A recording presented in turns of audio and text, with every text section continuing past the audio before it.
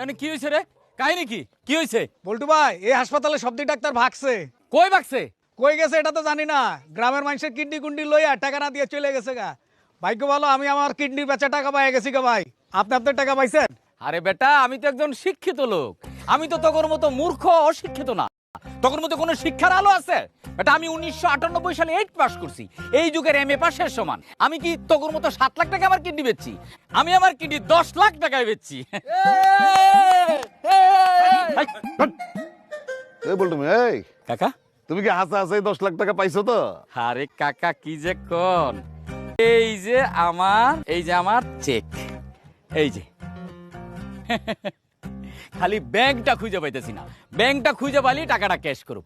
আচ্ছা মেম্বার সাহেব, আপনি তো ব্যাংকে ট্যাঙ্কে যান, দেখেন তো এই ব্যাংকটা কই?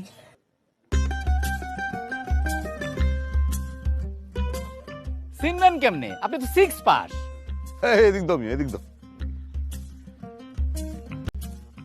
কাকা আপনিও চিনলেন না?